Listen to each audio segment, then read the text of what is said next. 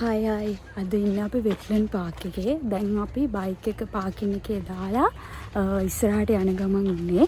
අපිට ටිකට් වලට ගියා 400ක්. ඒ කියන්නේ අපි දෙන්නට ටිකට් දෙකට 400ක් ගියා. බයික් එකට රුපියල් 30ක් ගත්තා. 430ක් ගියා ටිකට්ස් වලට විතරක්. අපි දැන් එතන පාකින් එකේ ඉඳලා ඇතුළට යන්න ඕනි. යනකොටම මැප් එකක් තියෙනවා පාක් එකේ. මේක තමයි මේ මැප් එක. මේකේ අපිට බලන්න තියෙන හැම තැනක් ගැනම දාලා තියෙන්නේ. යන්න පාරවල් දෙකක් තියෙනවා. මොන පාරෙන් ගියත් එකම තැනට වැටෙන්නේ. ඉතින් අපි දෙන්නා මේ පාරෙන් යන්න හිතුවා. ඒ නිසා අපි මේ පාරෙන් යමු. ගිහින්ම බලමු ඉතින්. මේක තෙත්බිම් උද්‍යානයක් නේ. ඒ නිසා ගස් කොළන් තමයි හැමතැනම තියෙන්නේ. අපි ආවේ 12 පහු වෙලා. ඒ හින්දා ටිකක් අවුවනම් වැඩි. ගස් තියෙන නිසා ලොකු අවුලක් නෑ හැබැයි. බැද්දගෙන වෙට්ලන්ඩ් පාක් එක ගැන පොඩි විස්තරයක් තියෙනවා යනකොටම මේ බෝඩ් එකේ දාලා.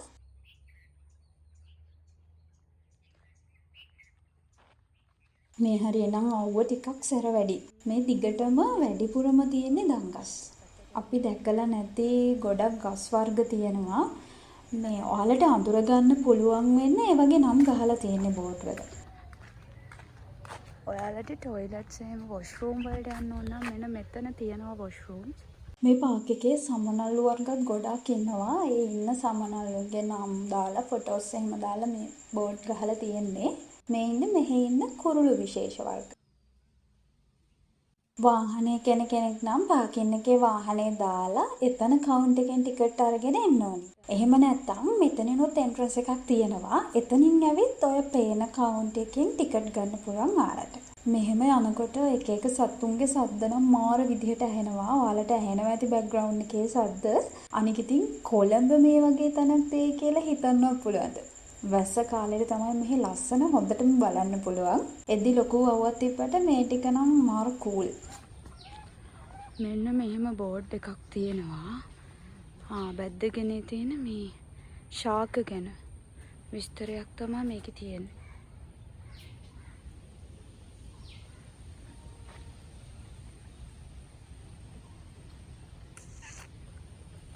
බටර්ෆ්ලයි වොක් කියලා බෝඩ් එකක් ගහලා තියෙනවා. ගිහින් බලමු ඉතින්. මේ දවස්වල වැස්ස නැති නිසා ලොකුවට වතුර නෑ මේ හරිය. වැස්ස දවස්වලට ලස්සන්ට ඇති. කොළ පාටට. මෙතන ඩක් පොන්ඩ් එකක් තියෙනවා කියලා ගහලා තියෙනවා. මෙන්න මේ ඉන්න කුරුල්ලුන්ගේ විස්තර. ගිහලා බලමු ඩක් පොන්ඩ් එක. යා.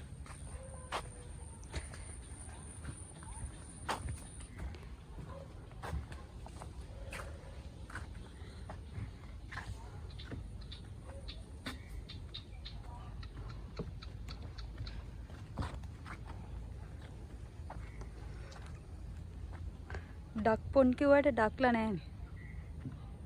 පොඩ්ඩක් ඉන්න.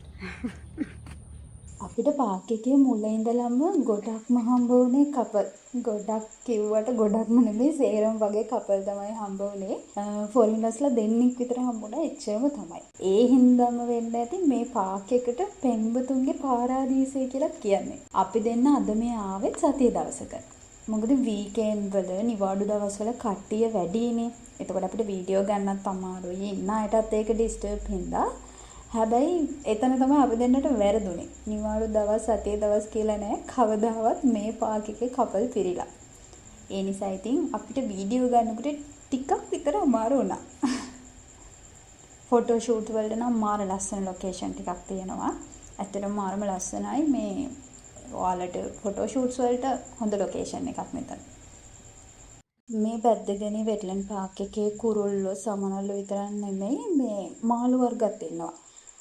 මේ දාලා තියෙන්නේ මෙහි ඉන්න මාළු වර්ග ගැන.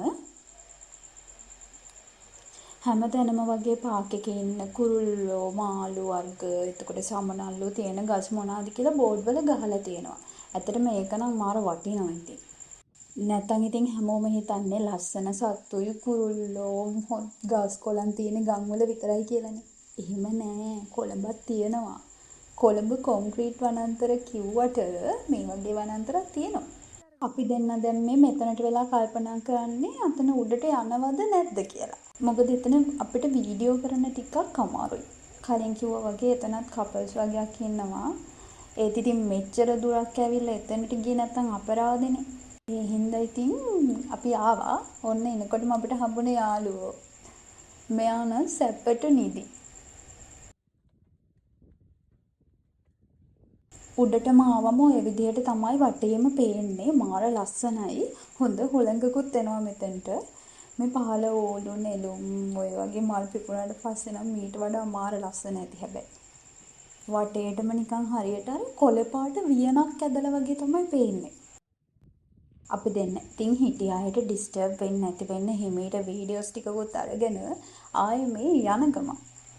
ඔන්න ඔහොම තමයි ඉන්න කපල් වලට බාධාවක් වෙන්නේ නැතුව වීඩියෝස් ගන්න ළමයි හොඳේ. ඒ හයි ස්පීඩ් එකෙන් මම යන විදිහ. හොඳයි නේද?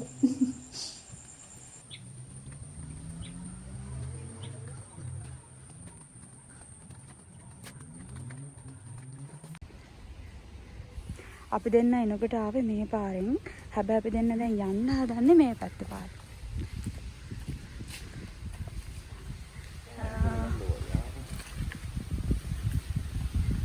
එහෙමත් තියෙනවා.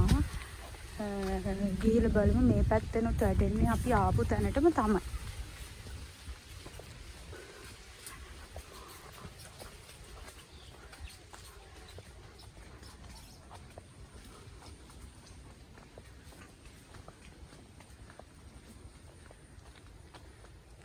මේ තියෙන්නේ අපි එහා පැත්තෙන් ආපු පාර. මේ දැන් යන පාර.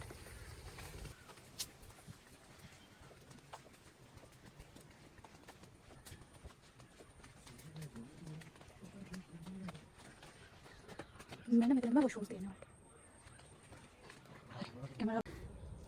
අපි දෙන්න යද්දි පාර වගේ නෙමෙයි මේක පොඩ්ඩක් හිටගෙන යන්න අමාරුයි. ගස්වැල් ඇවිල්ලා තියෙන්නේ මෙන්න මේ විදියට. වීඩියෝ කරගෙන එනකොට කපල් එකක් ඉන්නවා දැක්කම ලැජ්ජත් හිතුණානේ. එයාලට කරදරයක් වෙන්නේ නැති වෙන්න වීඩියෝ එක කරගෙන යන්න මෙහෙම තමයි ඉතින්.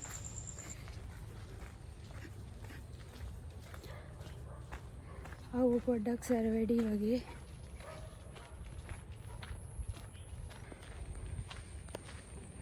මෙන්න මේ විදියට අපි යද්දි හම්බ වෙච්ච පාරටම මෙතනින් අහු වෙනවා. මේ තියෙන්නේ පාර. මේ තියෙන්නේ පාරවල් දෙක. යද්දි ගියේ මේ පාරෙන්, එද්දි ආවේ මේ පාරෙන්. කොහෙන් ආවත් එකම තැනට තමයි සෙට් වෙන්නේ. එතනත් වොෂ්රූම් තියෙනවා. මේ තියෙන්නේ පාකින් එක. එහෙනම් ඔන්න ඔහොම තමයි බැද්දගුණේ වෙට්ලන්ඩ් පාර්ක් එකේ රෝන්දේ ඉවරුනේ. අපිව සබ්ස්ක්‍රයිබ් කරලා නැත්නම් දැන්ම ගිහින් සබ්ස්ක්‍රයිබ් කරන්න ඕනේ. ආයෙමත් මේ වගේ වීඩියෝ එකක් අරගෙන එනකම් ගිහින් එන්නම්. බයි.